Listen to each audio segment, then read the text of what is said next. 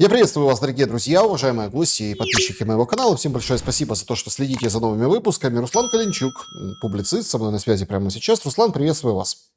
Александр, здравствуйте. Здравствуйте, уважаемые зрители. Давайте начнем с, скажем так, заявлений. Зеленский выдал целую пачку заявлений. Он в Берлине сегодня с Мерцем обсуждает в том числе дальнобойные ракеты, деньги, на которые как бы даст Германия. До этого Мерц мерцал в отношении того, что мы там разрешили дальнобой, потом говорит, да нет, это там 3 месяца действует, это немножко не то, что вы подумали. В общем, Таурусов не будет, пишет немецкая пресса, но будут какие-то там разработки, деньги на то, чтобы Украина производила дальнейшие ракеты. Об этом сегодняшний Берлин, об этом сегодняшняя Германия, да, в которую приезжает Зеленский. Но параллельным курсом мы ждем какую-то встречу, место и встречу, вторую, после Стамбула. Украина говорит Женева, вроде как, да, подтверждает это, там Келлог об этом говорил, Украина говорит, есть варианты Ватикан, мол, Беларусь должна была по российскому определению, так Зеленский утверждает, фигурировать. Хотя вот Хакан Фидан только-только закончил визиты в Москву, поедет в Киев. То есть вполне вероятно, что будет Стамбул, ну, как бы той площадкой, на которой все будет происходить. Как вам кажется, вот есть ли сейчас маркеры, которые нам подсказывают, что вот все-таки будет движение мирного трека, вне зависимости от места, времени? Лавров сегодня сделал замечательное заявление. В чем примечательность и в чем оно замечательное, что мы объявим о новых переговорах, но будем на этих переговорах, на новом раунде Стамбула, требовать отмены дискриминационного законодательства. Это абсолютно придает другую тональность новому раунду Стамбула. Какие мысли по этому поводу? Действительно ли ожидания могут быть не напрасно? Честно вам скажу, я по поводу возможных перспектив мира на Украине пессимист. И то, что стороны выдвигают такие условия, говорит о том, что первичные причины конфликта не сняты. Они, кстати, не в Украине, не в России. Вот, они глубоко за границей и Украины, и России. Вот, и, соответственно, отменить дискриминационные законы, то есть это отменить закон о запрете УПЦ. Это отменить языковые законы, да, но это означает, что власть Зеленского и кончится на этом, его сожрут, собственно, националисты, и с ними он не совладает. Вот, поэтому, само собой, что стороны выдвигают друг другу условия, скорее ориентированы более на Трампа. То есть вот мы не против мира, мы за мир, само собой, но... Вот условия. Да, мы за, но есть нюансы, как сказал один из лидеров. Да? Вот, соответственно, повангую. Вот у меня есть предположение, но это чисто моя вкусовщина, что конфликт на Украине где-то до 2028 года. Вот, причем, скорее всего, что где-то на 27 год надо бы было ожидать ввода европейских войск. Помните, наш украинский генеральный штаб не раз заявлял, что они разрабатывают стратегию войны до 2028 года. Трамп недавно заявил, что если Зеленский сейчас не примет мирные условия, то через 3 года он потеряет страну. То есть вот мы опять слышим о 28 году. Вот. То есть, соответственно, ни в какие перспективы мирных договоренностей я не вижу, не верю и не вижу. Вот. Что касаемо возможных площадок, ну, смотрите, Швейцария – страна конфликта, они поставляют Украине оружие. Турция тоже, но байрактары, да, но в Турции в силу ее географического положения и роли на Балканах, роли в Закавказье и так далее. То есть тут еще как-то с натяжкой «да». И это, скорее всего, что действительно будет Турция. Что касаемо Ватикана, то это бы выглядело смешно, понимаете, вот Украина и Россия православные страны, и их будет мирить кто? Римский папа, глава католиков. Вот. Но это действительно неэлегантно. выглядит, это раз. А во-вторых, Ватикан – это тоже сторона конфликта, потому как мы с вами в прошлый раз говорили о том, что именно через структуры униатской, то есть Украинской греко-католической церкви, подчиненных напрямую Вашингтону, организовывался Майдан. Вот именно униаты сегодня во главе преследований против Украинской православной церкви, захватами храмов и так далее. Вот. Поэтому это бы было странно, если бы Россия, требуя отмены дискриминационного законодательства, в том числе и церковного, если бы Россия согласилась на Ватикан как переговорную площадку. Что касаемо Германии, скорее всего, что Европа определилась с застрельщиком, и это Мерц. Вот, то есть это главный паровоз, вот, пристяжные – это Франция и Британия, и дрезина в виде Украины. Вот. Собственно, Мерца для этого левоглобалисты и приводили к власти. А для того, чтобы он не шибко рыпался, не дали ему с первого раза избраться канцлером. То есть показали, что если что, то тебя также и скинем, вот, грубо говоря. Что касаемо Мерца, то, знаете, у меня такое ощущение, что его Макрон укусил. Помните вот эти заявления по поводу стратегической неопределенности, мы готовы ввести войска, но введем или нет, мы еще не знаем. Это вот и есть стратегическая неопределенность. Но что-то такое сегодня заявляет Мерц. Но мы же знаем, что в Германии принята норма о том, что они теперь не раскрывают информацию по поставкам вооружений. Соответственно, когда они их поставят, на каких условиях, это не обязательно, что мы это узнаем. И тем более мы не раз были свидетелями того, что сначала в Украине появлялось какое-то оружие, то есть передавалось, а потом начиналась кампания вокруг того, что мы вот передадим «Хаймерсы» или там «Леопарды», да, хотя они уже физически не были в Украине. Вот просто начиналась кампания вот такой общественной легитимизации. То есть, соответственно, что если Мерц об этом заговорил, если ракеты еще не в Украине, то во всяком случае решение о передаче принято. Вот поэтому готовят общественное мнение. Очень интересно, вот вы так по поводу застрельщика Мерца высказались. Это вот прям такой момент важный. Кажется, вот если абстрагироваться и попытаться проанализировать, да, вот эти все телодвижения. Нет, можно, конечно, обсуждать частности о том, что Зеленский там просит 30 миллиардов, о том, что он говорит, что июнь, да, может закончиться война, и мы все очень этого хотим, но Россия будет чувствовать удар санкций, которые есть сейчас, уже сейчас приняты. Ну, в общем, в таком духе. Да, вот это все очень интересная политическая мишура, риторика. Наверное, стоит это обсуждать. Но я попытаюсь вот максимально глобально. Вот давайте попробуем. Значит, почему эта война настолько важна для глобальной элиты? Если вот так порассуждать и так прикинуть, то сохранив вот этот горячий, скажем так, уголь у границ Российской Федерации, вот этот вот пылающий костер в фокусе, элита тогда вот через эту войну, она будет блокировать любые попытки Трампа и вот той американской элиты, которая за ним стоит, вывести США из Евроатлантики.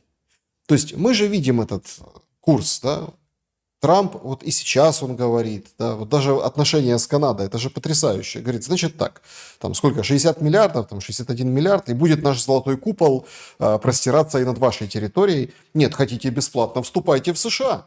То есть вот уже вот такая история. Ну, такая очень, очень все как-то примитивно, по-детски, по-рыночному. И на этом фоне в Канаду приезжает Карл. Именно, который как бы будет, анонсирует, что больше суверенитета. Куда больше? В общем, больше дадим вам суверенитета, уважаемые канадцы. То есть фон вообще такой очень замечательный. Действительно ли война в Украине – это такой крючок, который впился в Трампа и не дает ему развернуться? Но если это так, неужели у Трампа и сам Трамп это не понимает? Трампа, скорее всего, что очень оригинально информируют. Помните вот его недавние заявления о том, что мы ведем переговоры, и ты, Владимир, бьешь ракетами по Киеву и так далее. Но они же прекрасно знают о операции «Ковер», да, об ударах беспилотниками накануне Дня Победы. Они же Зеленского уговорили не шуметь сильно, не мешать. Вот, то есть они понимают причинно-следственную связь. Но если Трамп делает такие однобокие заявления, то я не исключу, что, в принципе, до него не все долетает. Знаете, вот еще один маркер, почему я где-то уже с год говорю о том, что Трамп никакого мира не принесет. Он когда сказал, что госсекретарем будет Рубио, вот для меня стало все дело понятно, потому что это, собственно, и есть человечек, который при Трампе представляет левоглобалистов. Вот. И на этом человечке сегодня посмотрите, сколько завязано. Он и глава Госдепартамента, он и глава USAID, который, да, ранен, но не добит. Он тебе и советник по национальной безопасности. Да? Знаете шутку, что вот посмотрите, насколько в США жизнь стала сложной, если человеку приходится работать на 4 работах. Да? Вот. Ну и, соответственно, понятно, что с Трампом делают по ходу то же самое, что и в первый срок. То есть его обкладывают людьми, которые не дают ему широко развернуться. Что касаемо мировой элиты. Это смотря, что вы понимаете под этим понятием. Да? Есть 3 кластера, да, и, ну, скажем так, такие из тех, которые на слуху, это, собственно, Ватикан, Северная Италия, Германия. Ну, и, с другой стороны, это то, что мы называем англосаксонскими элитами, да. Вот для того, чтобы понять, что реально сейчас происходит в мировой политике, вот посмотрим на некоторую аналогию. Да? Вот я думаю, что вы тоже не раз слышали, что мир сегодня приблизительно в конце 20-х, 30-х годов находится. То есть повторяет тот же виток. Что тогда происходило? У американцев осталась одна нерешенная задача, а именно фунт. Вот, и колоссальная Британская империя. Вот, 25% мирового рынка, куда британцы американцев не пускали. В конце 20-х Монтегю Норман, глава Банка Англии, человек, который на весах истории весит больше, чем Черчилль, Рузвельт и Гитлер вместе взятые. И вот этот человек выдает распоряжение Банка Англии, что любые деньги, заработанные в колониях Британии, они могут быть только в Британии потрачены. То есть фактически он закрывает рынки Британской империи для американского капитала. Тут же происходит Великая депрессия в Америке. Зачем? Потому что это была программа перехода Америки на военные рельсы. Люблю очень мемуары Черчилля в этом плане. То есть он писал, что Барух, вот тоже любопытная фамилия, что он его в день начала Великой депрессии привел на Нью-Йоркский фондовый рынок и сказал: смотри, и дал команду брокерам продавать акции. И это все пошло, вот именно покатилось к Второй мировой войне. Сталин, кстати, в то время написал работу «Год Великого перелома». Если он до того писал, что надо постепенно накапливать капитал, потом начинает писать, что форсированная индустриализация, форсированная коллективизация, потому что стало ясно, война будет. Но понимаете, вот в чем фокус? То есть причина ее лежала не в германо-советских отношениях, причина ее лежала в противоречиях англосаксонского мира. Вот. А Германию и Союз в это дело просто втянули. В силу того, что это 2 самые большие суши на тот момент в Евразии и в Европе как минимум. Вот. И, соответственно, для того, чтобы ковырнуть Британскую империю, понадобился Гитлер. Вот Штаты в 1940 году выдвигают условия, что они вводят ленд-лиз. И это мы, Советский Союз, мы получили $2 миллиарда помощи по ленд-лизу, а Британия 10. Но с условием, что британцы после войны распускают свою колониальную империю, что и произошло. То есть вот они достигли того, что доллар стал единственной мировой валютой. Теперь смотрите, что в наше время происходит. У Трампа лозунг, да, «Make America Great Again». И что по ходу мы видим в Америке? Экономическая мощь сместилась, она в Азии. Идеологическая и культурная под большим вопросом. Технологическая там же. Внутри страны он не особо что-то может сделать, потому что его торпедирует ФРС. То есть он требует ослабить курс доллара для того, чтобы было выгодно инвестировать в американскую экономику, а ФРС его с этим посылает, потому что это частный банк. То есть это частная структура, печатающая доллар, но она принадлежит частным банкам. JP Morgan, Chase, Citi, Bank of America, Deutsche, HSBC и так далее. Вот. Многие его указы блокируются во многих американских штатах, особенно демократических штатах. Вот. Соответственно, выход – это агрессивная внешняя политика. Но смотрите, что получается. Его вот эти пошлины, его непредсказуемость, да, его вот сегодня вечером хочу одно, завтра хочу другое, оно вынуждает инвесторов бежать из доллара. потому что непонятно, что ему завтра в голову стукнет. И тем более вот заморозка российских активов и все остальное, то есть это вынуждает инвесторов бежать из доллара, то есть возвращать доллар обратно, что раскручивает инфляцию. В свою очередь. Инфляция означает, что надуваются финансовые пузыри, потому что если нет уверенности в долгосрочной перспективе, бизнес не вкладывает в промышленность, не вкладывает в реальный сектор, а вкладывает в спекуляции, то есть в торговлю деньгами, в торговлю деривативами, финансовыми инструментами и так далее. Это разогревает инфляцию. Чтобы снизить инфляцию, Трамп вводит режим экономии бюджета, но это ослабевает спрос. Вот, то есть у него со всех сторон внутри Америки замкнутый круг. Куда ни ткнись, а ничего ты с Америкой не сделаешь, потому что нет инструментария, как заставить бизнес не инвестировать в спекуляции, а инвестировать в реальную экономику. И даже если бы бизнес и решился, то есть вопрос. Помните, в 2008 году тогда еще живой Стив Джобс, когда его Обама просил перенести производство Apple в Америку, и Джобс говорил, что это невозможно не потому, что разная цена рабочей силы, а потому что в Америке нет 30 тысяч инженеров. То есть если бы даже да, юристы, менеджеры, финансисты, а гайки-то крутить никто не умеет. Вот, поэтому вот и проблема.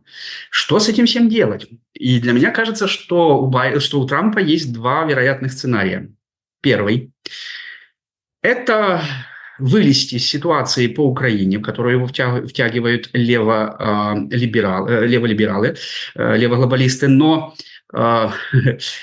заработать на этой ситуации, продолжать на этой ситуации зарабатывать. Да, то есть, кстати, вспоминали Канаду и Гренландию, так он им такой же договор по надрам предлагает, который заставил подписать Зеленского. А зачем? Потому что это создает спрос на доллар и спрос на американский технологический экспорт. Вот, соответственно, раз заработок, другой момент – это скинуть финансирование войны на Украине на Европу. Где Европа оружие будет закупать? А и в Америке. Вот тебе и заработок. Вот поэтому Америка во всем этом деле заинтересована. Но смотрите, что происходит. Его тарифы и особенно попытки бодаться с Китаем приводят к тому, что бизнес из Китая бежит не в Америку, а в Индию. И вот это очень интересный момент. Что в 70-х годах, вот очень люблю искать исторические параллели, то есть вот, да, что соответствует современному моменту, вот как тогда развивалось и как будет раскручиваться сейчас. Вот когда они в начале 70-х объявили дефолт, то есть отвязали доллар от золота, что помогло им не упасть? Китай. То есть союз, который называют химерика, да, его иногда так называют в литературе, да, то есть вот, за счет переноса производства в Китай и инвестиций Китая в американские государственные облигации, собственно, это поддержало пирамиду доллара где-то, пока союз не распался. Вот. Соответственно, такой же страной по мощи, как Китай, может стать Индия, население сопоставимое. Даже в Индии сейчас чуть-чуть больше. Вот. И, соответственно, возможно появление следующей ситуации, то есть когда будет одна финансовая система во главе с Китаем и другая во главе с Индией и Штатами. Вот, да, то есть вот Индоамерика, так называемая. Соответственно, вот именно в Индию слить финансовый пузырь, с которым нельзя ничего сделать в Америке. Вот его, соответственно, слить в индустриализацию и технологическое перевооружение Индии. Вот. И, соответственно, за счет этого Америка, так же, как и когда-то с Китаем, поднимется. Но есть вопрос, связанный с тем, что у Индии улучшаются отношения с Китаем, и Китай ее закономерный союзник, потому что это Индия и Китай – это самый большой рынок в мире, который поглотит все, что только можно, что вокруг есть. Значит, Индию надо поссорить с Китаем. И догадываетесь, почему начался конфликт с Пакистаном? Вот. Это вот именно это, то есть обвинить Китай в том, что это он Пакистан натравливает, хотя натравливают американцы. Либо же второй сценарий. Трамп говорит, что вот эти ФРС – это ОПГ, это частная структура, почему мы как государство, почему мы должны отвечать за их обязательства, почему мы должны отвечать за их трежерис. И он говорит, что мы сейчас как государство начнем выпускать свою валюту на основе, например, крипты, блокчейна. Но она будет гарантировать, а вот то, что она выпускала частная лавочка ФРС, вот это их дело, пускай они за это и отвечают. Ну, а все, кто напокупал трежерис, ну, извините, товарищи, если вы союзники, мы вам вернем с небольшим дисконтом, а если не союзники, Ну, предъявляйте претензии частной лавочки. Вот. Другое дело, что такое пытался сделать Кеннеди, вот, за что и получил пулю. Плохо Да, кончил, да. да, то есть там, соответственно, было решение о том, что мы начнем печатать доллар под залог серебра в казначействе. Вот. И гибнет Кеннеди, потом стреляют Харви Освальда, потом убивают Рубинштейна, убийцу Харви Освальда, потом убивают брата Кеннеди, генерального прокурора. То есть все концы спрятали подчистую в воду. Вот. Не боится ли Трамп? Ну, посмотрим, насколько он готов идти до конца. Но я бы не исключал варианта, что он до конца срока не досидит, если он решится на второй вариант. То есть обнулить доллар и начать выпускать другую валюту, гарантированную американским правительством. Если, да, если вот вернуться к Украине, к вопросу разрешения ситуации, ну так получается, что а зачем выходить, да, из Украины при таких раскладах? Это логичный вопрос. Ну, Нью-Йорк Таймс сегодня пишет большущую статью о том, что у Трампа готовы или планируют, или там разрабатывают, в общем, сделку большую с Китаем и Россией. О том, что есть части планеты, где, ну, они, да, вот там доминируют, хозяйничают, можно разные глаголы, синонимы подбирать, ну, вы понимаете, то есть где они оказывают влияние, а где-то, ну, американцы там другие. Но, как бы, оказывает, очень интересно выписана статья о том, что, как бы, вот за то, что они вот это вот приносят этот план, они тоже хотят зарабатывать. Короче, понятно. То есть и на китайцах, и на россиянах. Ну, вы видите, сюда как бы, зашли с индийской стороны. Примерно, то есть правила примерно понятны. То есть в том или ином смысле. Но вопрос, важный вопрос. Заработок на войне, пускай даже где-то, в такой войне, как Украина, и заработок в мирное время за счет продажи сфер влияния. А я хочу подчеркнуть, вот если глобально посмотреть на вещи, подождите, продажа сферы влияния – это продажа воздуха. Ну вот воздуха. Условно, там, Индия, хочешь забрать себе Пакистан, да? Ну так иди забирай, это ваше дело. Это продажа воздуха. Сможешь, не сможешь, это твое дело. То есть, ну, мы тебе за долю малую, мы тебе даем это разрешение. То есть китайцы, с Тайванем хотите? Тю, да давайте, решайте вопрос. Мы вмешиваться условно там не будем, например. Ну и вот по такому принципу. Точно так же Россия и Украина. Да? То есть там хотите, так пожалуйста. И вот здесь очень важный такой вопрос, да, который вот он заключается в глобальном стратегировании вот этого процесса. Продав вот этот воздух определенным странам, да, возвысив их, там Китай, Индия, Россия, с Турцией можно поговорить, тоже у них претензии такие достаточно глобальные на свой турецкий мир. Ну, например, да. Да, Великий Тюран, да. То есть мы видим, продав вот это, условно, вот этот воздух, как дальше будет строиться вообще ситуация конкретно вот с войнами? Нам, там, нардеп без угла, я не знаю, видели вы или нет, рисует о том, что будет бездна, в общем, кошмар, ужас. Ну, она там продолжает этот ряд искусственным интеллектом и всеми остальными производными. Ну, такой общечеловеческий переход. Ну, она обрисовывает в темных тонах, катастрофических. Но то, что касается мировой войны, мол, она неизбежна. Будет мировая война. Вот прям мировая. Но если посмотреть на характер того, что... Вот, правда, попытаться с холодной головой. Понятно, что всем русскоязычным это болит. Да и не только русскоязычным. Всем людям, которые вокруг страны, которые тоже переживают. Но по большому счету, даже вот посмотрев на продвижение российской армии на Донбассе последние дни, даже на этот кусок буферной зоны Сумской области, все равно мировой войной не пахнет. Вот есть какие-то такие преграды, которые исключают мировую войну, что вот это должно перерасти в какую-то мировую войну. То есть это бред с точки зрения сил и средств и массы воюющей, даже несмотря на то, что это самая большая война в Европе с момента там, ну, Великой Отечественной или Второй мировой на Европейском театре военных действий, все равно не получается война. Получается, что мировой войны не будет. А как этого добиться, распределения без мировой войны? Я не уверен, что ее не будет. Я тут, господи, прости за такую компанию, но я тут скорее согласен с Марианной Безуглой. Поясню почему.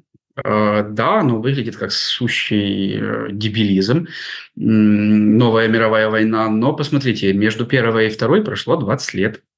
И, грубо говоря, люди, которые вчера воевали в окопах, ну, все командование Советского Союза, все командование Вермахта, это же люди, которые воевали, ну, там, лейтенантами, капитанами, майорами в Первую мировую. Они собственными глазами видели вот весь этот ужас. Они видели миллионы коллег, видели вот эту брюквенную диету в Германии и так далее. И что? Не помогло. И прошло 20 лет, они устроили еще более кровавую бойню. Но война не является целью, война является средством.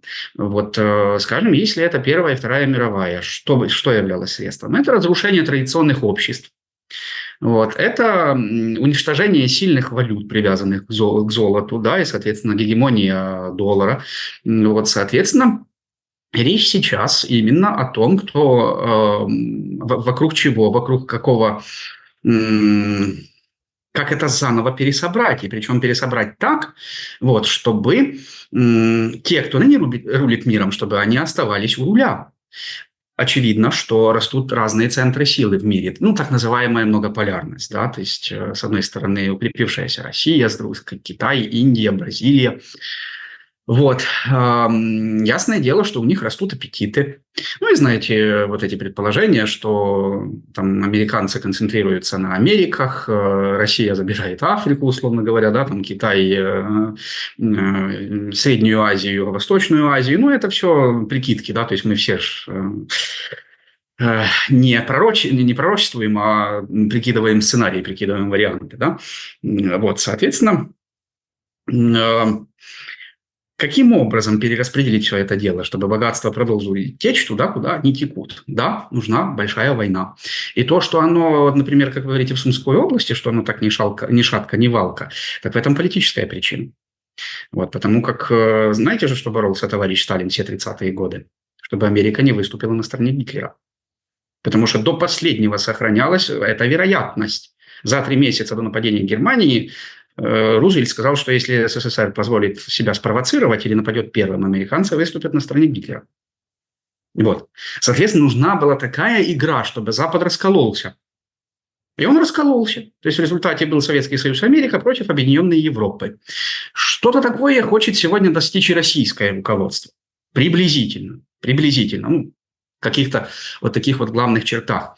Поэтому, само собой, что... Помните, мы удивлялись, почему там Россия не отвечает радикально на удары по Крымскому мосту, не по Украине, а, скажем, там по Лондону и так далее, а потому что неинтересно объединить Запад вокруг войны против себя. Вот, надо расколоть. Поэтому вот какие-то такие вещи, которые, ну, так, не так, а вынуждены терпеть. Вот политическая ситуация такая. Ну, а посмотрите, что происходит не только на Украине. Посмотрите, что происходит на Кавказе, как активно в Армению лезут французы. Даром? Нет. Оттуда тоже полезет. Посмотрите, что происходит на Балтике. Вот. Это, я уверен, что это следующий театр боевых действий. Балтику готовят. Что там происходит с кораблями? То есть то эстонцы задерживают российские корабли, вот, соответственно, Россию пытаются отрезать от Балтики. А что, если, повторюсь, не сегодня, но в 27 году европейцы войдут на территорию Украины, Франция страна ядерная. Вот. Это мы пока не видим этих контуров. И кто бы их видел, скажем, 30... Ну как, разве тех, кто это готовил? Ну, кто бы Вторую мировую видел, ну, скажем, из 36-го, 35-го года. Да, было видно. С 23-го было видно, с 28-го было видно, с 33-го, когда Гитлера привели к власти. Но в это не хочется верить, понимаете? Хоть он откровенно писал о поиске жизненного пространства и так далее, но не хочется верить, что грядет еще одна такая бойня. Не хочется. Мне кажется, что опять-таки противоречия, которые сегодня между западными элитами, они такие, что могут быть сняты действительно только каким-то вот таким образом. Ну, Какой-то большой так, конечно. неутешительно, понимаю. Неутешительный прогноз. А, Как вам кажется, если сейчас договориться, украинские земли могут выскочить из условной будущей глобальной Третьей мировой войны? Ведь Нет. вовсю же говорят, что будут переключаться там, на Азию, ну, там Ближний Восток, понятно, там своя история тоже закручивается интересная. Опять-таки, вы вспомнили Балтию, да, вот Балтийское море. Ну, условно, если закончить войну как-то, вот просто как-то здесь, то, значит, следующее эту зону, эту полосу, эти широты, следующая война не затронет, а будет где-то там. Ведь есть такая теория, что давайте украинцы все закончим, а потом подождем, как там, как бы, чем закончится Третья мировая, и потом уже, если надо, вернем свое, там уже без войны, или не вернем свое, или останемся вот так. Но нас уже это не затронет, потому что вот мы первые прошли через горнило войны. Нет, для этого нужна национальная элита сильная, вот, которая бы взяла власть в свои руки, которая бы вышвырнула транснациональные корпорации, которая бы повела себя хотя бы так, как элита Грузии. Кстати, помните, вот на прошлой неделе JP Morgan выпустил прогноз, что с 50% долей вероятности Украину ждет участь Грузии, да, то есть постепенное сползание в сферу интересов России, но опять-таки, если бы, но для этого нужна трезвая национальная элита, откуда она сейчас возьмется. Но это же не может быть ни Порошенко, ни Тимошенко, ни тем более зеленые. Ну вот никак. Даже если, это просто из области фантазий. Вот, поэтому и на Украине, там такое засилие и структур Сороса через Пинчука. Там, вы же знаете, сколько там людей работают во властных структурах, в наблюдательных советах госпредприятий и так далее. Украину как коршун Запад схватил, вот, и попробуй теперь у него эту добычу отобрать. Мало ли, что там хотят украинцы. Хорошо, а совпадают ли интересы украинцев с интересами западных партнеров? Вот не видно, вот, чтобы они совпадали. Руслан, ну, вы специализируетесь, в том числе одна из ваших специализаций – это работа, ну, скажем так, с словом публичным по теме православия, Да. христианства, религиеведения, ну и подобных вещей.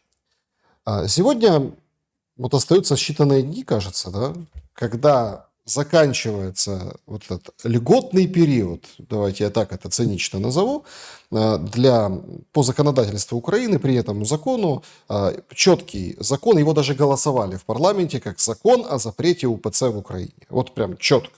И все депутаты об этом сказали, хотя потом начинают говорить, да нет, подождите, там же нет формулировки, там это не за это голосовали. Но все прекрасно понимают, о чем речь. То есть, если есть структура какая-то религиозная, да, там, организация, которая связана со страной-агрессором, то ее можно закрыть. Понятное дело, да, судя по последним событиям, как храмы отбирают, какие там перформансы устраивают, когда Ануфрий хотел приехать в Хмельницкий и прочее, прочее, прочее, как там полиция бьет дедушек и бабушек, в прямом смысле слова, дедушек и бабушек бьет во время этих всех сейшенов. То есть мы все понимаем, что речь идет конкретно об Украинской Православной Церкви. На днях, вчера-позавчера, выполз Потураев. Он отвечает за гуманитарную политику в Украине. Ради, да. Да, народный депутат. Выполз и говорит, слушайте, надо как-то проверять вот эти места сбора для богослужений, подпольные места, то есть не основные. Логика простая. Храм забрала там громада, полиция, активисты и все на свете. Прихожане собираются в каких-то в частном секторе, в каких-то домах, в каких-то там других помещениях, обустраивают себе там, ну, такой, как могут, да, обустраивают типа алтарь, зал, и вот там происходят литургии, службы, и там, собственно, там туда идут. Вот надо вот эти места, чтобы проверила СБУ, потому что служба Божия – это СБУ. Как вам кажется, к чему все идет в отношении Украинской православной церкви и православия в Украине в целом на сломе весны-лета этого года? Дело идет к разгрому Украинской православной церкви, к ее юридической ликвидации. И да, ситуация, когда храм отобран или опечатан, закрыт, а община собирается в гаражах, где-то в домах, она прекрасно мне знакома. Я сам родом с Ивано-Франковской области, вот знаменитый курорт Буковель, из моего родного села до Буковеля 30 километров. Вот я с Гуцульщины. Вот, соответственно, у меня дома были 35 приходов нашей Украинской православной церкви, и вот в моем родном райцентре, на Двирне, эта община и собиралась на дому, но в первые дни с начала всего этого кошмара храм был опечатан, ну, люди все равно продолжают собираться на квартире в одной прихожанке. Вот, соответственно, конечно же, да, будут писать доносы, чисто как 1937 год. Вот, и будет приходить СБУ, и что? И услышать церковнославянский язык, и скажет, что это и есть признак аффилированности с УПЦ. Вот, а дальше, думаю, священнику и активным прихожанам будут лепить сроки, хорошо, если бы условные. Вот, соответственно, или найдут молитвослов, напечатанный где-нибудь в России. Знаете, когда СБУ пришло с обыском к митрополиту Запорожскому и Мелитопольскому Луке, и вот они, как одно из доказательств того, что это агент Москвы, предъявили фото, скрин с телефона с молитвой о Руси еще патриарха Тихона начала 20 века. Вот же, преступление, понимаешь, вот в телефоне найти, что у тебя молитва патриарха Тихона. Вот, соответственно, по вот таким надуманным каким-то признакам, вещам, да, и будут закрывать. Сначала это будет митрополия, и уже проверка начата, и я не сомневаюсь, каким будет вывод этой экспертизы, да, что есть связь с Московской патриархией. Причем мы с вами помним, что 3 года назад Феофания УПЦ пошла на очень спорный канонический, с точки зрения канонов церкви, шаг. Ну, если буквально по букве канона, то это и был раскол. То есть они приняли новую редакцию устава, из которой начисто вычистили любые упоминания о РПЦ. И говорят, что они отмежевались от РПЦ. Но, товарищи, покажите мне, где в каноническом праве есть понятие отмежевания, что это такое. Вот. Где вы такое вычитали? Вчера, собственно, была 3-я годовщина этого так называемого собора, и многие верующие с Украины мне писали, вот что ждать, не пойдут ли дальше, не объявят ли самочинную автокефалию. Тем более, что митрополит Ануфрий накануне написал обращение, в котором заявил, что УПЦ независимая церковь, и они просят поместной церкви так к ней относиться. Вот. Но, слава богу, вчера ничего особого не произошло. Собрались, послужили литургию, разошлись. И я думаю, что, в принципе, если бы не вот эта ситуация в Хмельницке, которую вы упомянули, что, возможно, все пошло бы по другому плану. Потому что есть в Государственной службе по делам этнополитики и свободы совести такой человечек по фамилии Горшков. Это, собственно, он ведет, так сказать, диалог от имени государства с Украинской православной церковью. Ну, кстати, когда-то был прихожанином того храма в Киеве, где я проповедовал Агапита и Луки Крымского у метро Шулявка. Вот. Где-то до года 2006-2007 вот он там у нас был прихожанином. Вот теперь такой автокефалист стал. Вот. Так вот, дело в том, что, знаете, есть вот интересная специфика между ситуацией, ну, скажем так, даже коррупцией, да, времен Януковича и современной. Ты при Януковиче приносил деньги, вопрос решался, а сейчас ты приносишь деньги, а вопрос не решается. И вот я думаю, что если бы власть не перегнула палку в Хмельницком, если бы они вот так не повели себя по отношению к митрополиту Ануфрию, что-то бы вчера могло быть. Вот. Но есть вопрос, что даже если бы государство что-то и прогарантировало, что вот вы там уходите в раскол, заявляете о том, что вы автокефальные, пишите письма о выходе из Московского патриархата, а гарантии того, что преследовать дальше не будут, нет. И даже если бы и дали, вот, то не факт, что они бы сдержали это слово и сдержали бы эти гарантии. Вот, собственно, поэтому Украинская православная церковь остается и с точки зрения канонов в подвешенном состоянии, и с точки зрения дальнейшей своей перспективы, потому что за митрополией начнут ликвидировать епархиальное управление. То есть вот такая экспертиза, как сейчас по Киевской митрополии УПЦ, она будет назначена по всем епархиальным управлениям и тоже будет ликвидирована. Ну а приходы, в первую очередь, пострадают те, которые являются памятниками или которые являются собственностью государства.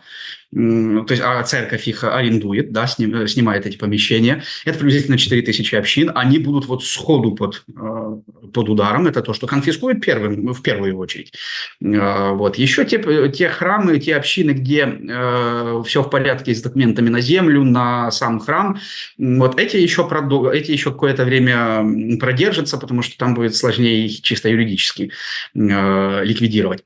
Но, понимаете, мне кажется, что, вернее, не кажется, я уверен, что в этом и есть трагедия Украины, потому что из нее не получилось бы того кошмара, в который она превращается сегодня, да, когда власть не только как скот ловит своих граждан, отправляя на убой, но когда она дискриминирует собственных граждан по признаку религиозной принадлежности.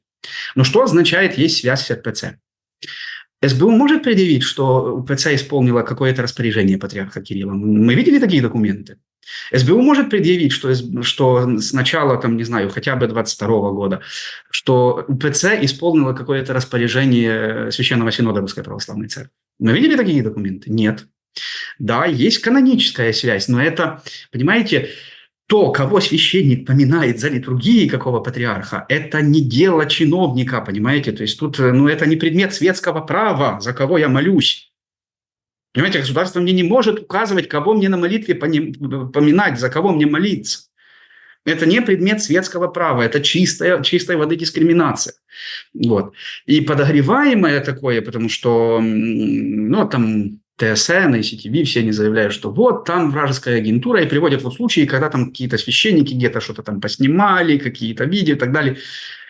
Товарищи, у вас вот, например, в 2014 году все СБУ, все в полном составе в Крыму перешло на сторону России. Закройте СБУ, потому что в 2014 году там оно всем составом перешло на сторону России.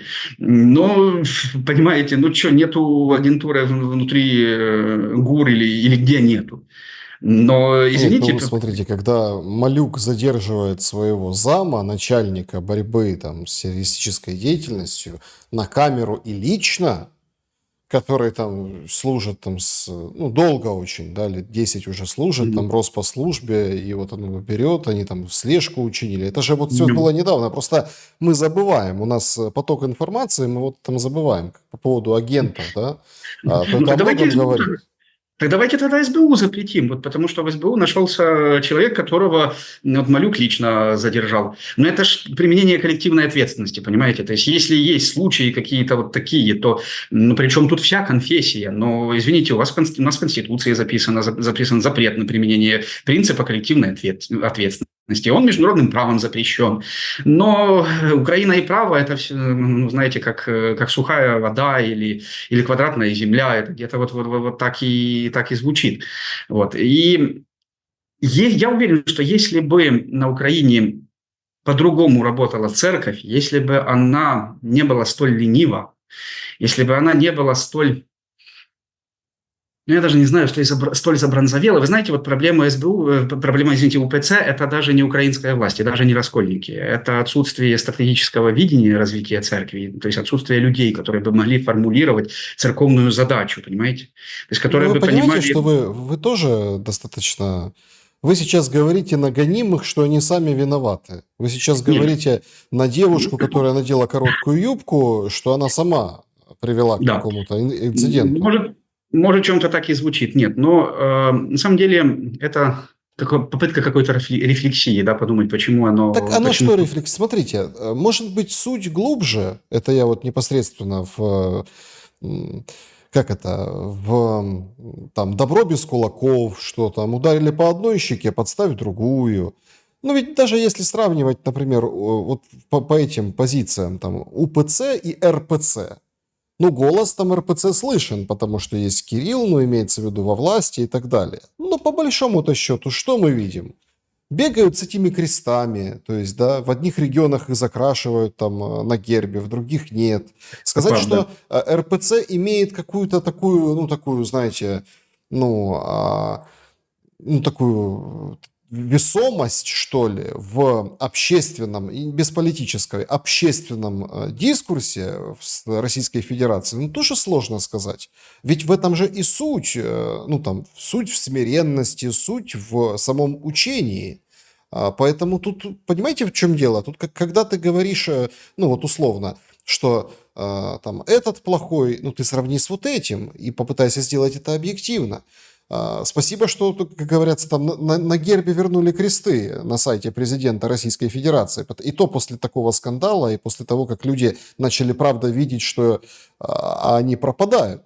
И как бы исламизация России, она тоже идет полным ходом из поколения в поколение, потому что условно людей, исповедующих ислам, рождается больше, чем людей, которые исповедуют там православие и Да, христианство. да, объективно, да. Но я же не говорю о том, что у РПЦ проблем нет, и вы их вот сейчас и озвучили. Вот, соответственно, смотрите, Украину рушили в том числе и религиозным фактором. Первый оранжевый Майдан его организовывали через посольство Божие, второй через униатов и через возрождение мунтян и так далее. Но я к тому, что если бы были более активные миссионерское усилие Украинской Православной Церкви, то, о чем вы говорите, учение, вот, то, может быть, этого и не вышло, может быть, этого и не получилось. А то, понимаете, проникало всякое язычество. Оно же напрочь связано с нацизмом, потому что язычество происходит из такого религиозного понятия, которое называется генотеизм, то есть представление о том, что мы все от богов или от суперрас, ариев или древних укров, неважно. Ну а если мы от богов и от суперрас, то остальные кто? Звери, унтерменши, это просто вот так и работает. Вот. Я к тому просто, что если бы были более активные какие-то вот такие усилия, более активная работа, может быть, и не произошло с Украиной вот то, что с ней случилось.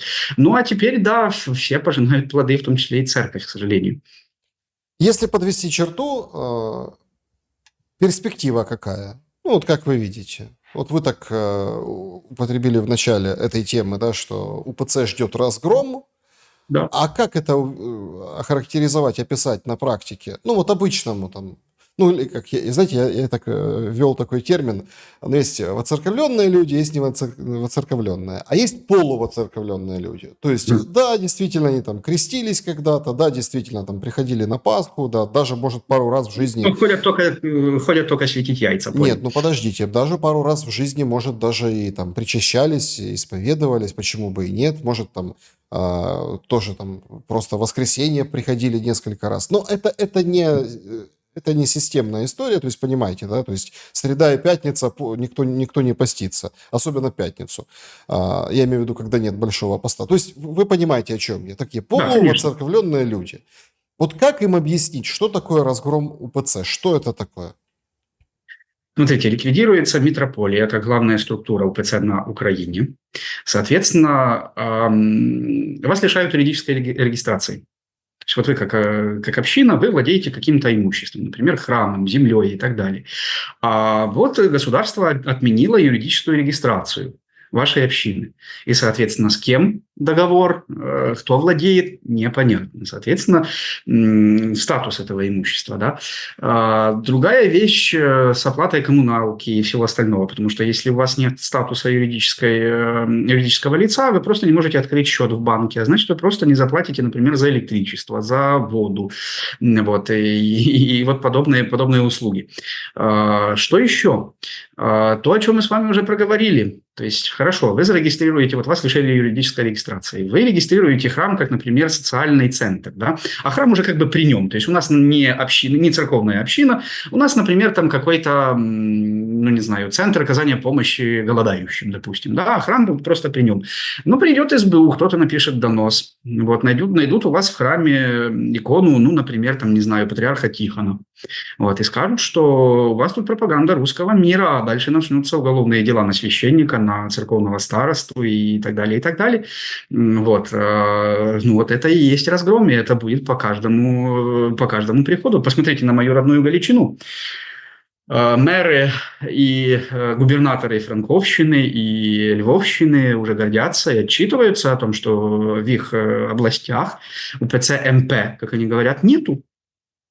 Ну и вот, соответственно, вот так разгром и будет выглядеть.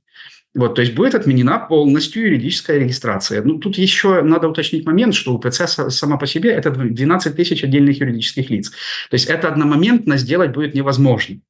Вот. Но точечные удары какие-то такие, как, например, отобрать Почаевскую лавру, на которую претендуют и ПЦУ, и УГКЦ одновременно.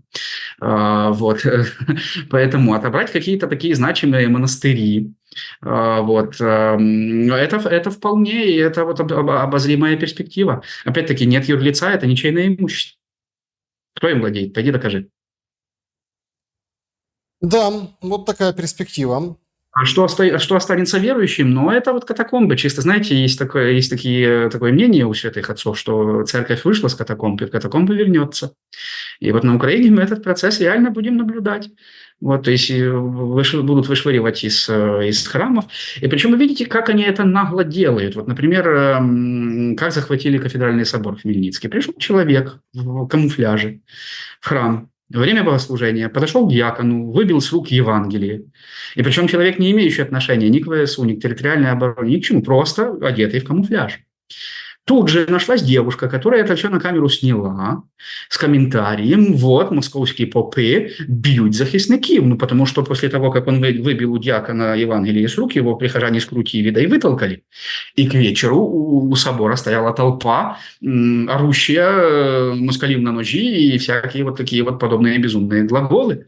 Вот. Как в Станицах, в Усть-Путыле это происходит. То есть свозятся люди с моей родной Ивано-Франковской области, это Буковина, Станицы. Вот. Привозятся люди с Франковской или со Львовской области, которые говорят, что они являются религиозной общиной в этом селе. Вот. И проводят сборы, будто бы религиозные общины голосуют за переход в ПЦУ. Государство, то есть Министерство юстиции, регистрирует этот протокол вот этого фейкового собрания, вот, и регистрирует переход общины. В Станицах община первый раз отстояла храм, когда пришли захватывать ночью, а второй раз пришли с полицией, потому что государство настаивает на том, что община перешла. Государство принимает протокол фейкового собрания, будто бы религиозной общины. И мы видели вот недавно в Усть-Путыле, в Черновицкой области, как вот то, о чем вы вспоминали, да, как полиция толкала дедушек и бабушек. Потому что полиция говорит, что вот эти приехавшие с Львовщины или с Франковщины, что это и есть настоящая религиозная община, и полиция обеспечивает им право пользования будто бы ихним храмом. И вот так. И это будут тысячи и тысячи случаев. Зеленский уже отчитался, что они с начала 2022 года перевели в ПЦУ 1900 храмов. Ну, немало. С начала 12, года. да, с 12 тысяч наличествующих в ОПЦ, то есть 10%. И процесс пойдет еще вот более по наклонной. Ну вот мы с вами говорим, в чем причина, может ли Украина выйти из этой всей ситуации. А как она выйдет, если вы воюете с Богом? А как она выйдет, если вы воюете с церковью? А как она выйдет, если, сказано в Евангелии, что царство, разделившееся в себе, оно не устоит? Если граждан одним можно все, потому что они в вышиванках, им можно чужое отбирать, им можно бить, им можно захватывать, а у других никаких прав нет, они неправильные украинцы. Такое государство устоится? Или что-то позитивное может быть в таком государстве? Бог не Тимошка. Руслан Калинчук был моим собеседником сегодня. Спасибо за время и мысли. Спасибо. Друзья, берегите себя. Всем добра и света. Увидимся. До свидания.